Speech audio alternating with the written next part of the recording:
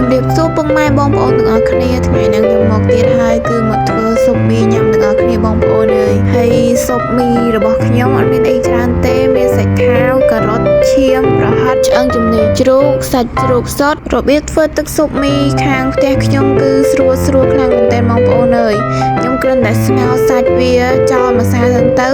ហើយខ្ញុំមកយកខ្ទឹមបារាំងទឹកត្រីល្ក្រូចម្ដេងរបស់យើងនឹងយកមកដាក់លេងវារៀងខ្លោចតិចទៅហើយចាក់ទឹកចូលទុកឲ្យវាពុះហើយឆ្អឹងជំនីដែលយើងស្ងោររួចហ្នឹងយកមកដាក់រមាស់វាចោល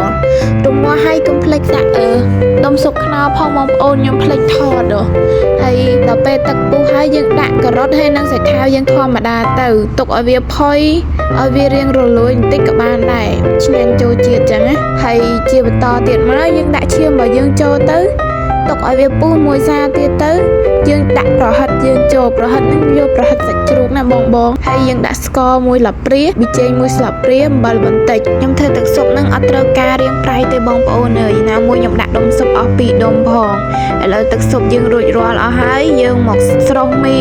ហើយនឹងស្រុះសាច់ជ្រូកយើងដាក់ចានទាំងអស់គ្នាណាមួយខានញ៉ាំស៊ុបខ្មែរយូរធ្វើស៊ុបមីញ៉ាំម្ដងឆ្ងាញ់ណាបងប្អូនអើយនៅថៃរត់ទិញបានទេក្រៅពីធ្វើញ៉ាំខ្លួនឯងចឹងណាឥឡូវនេះដាក់ឲ្យទំនងអត់បងប្អូននេះធ្វើញ៉ាំខ្លួនឯងមិនសូវចេះហ្មងទេបងប្អូនអើយកុំប្រកែកប្រកាន់អីឥឡូវវីដេអូខ្ញុំបានចប់ហើយជម្រាបលាបាយបាយ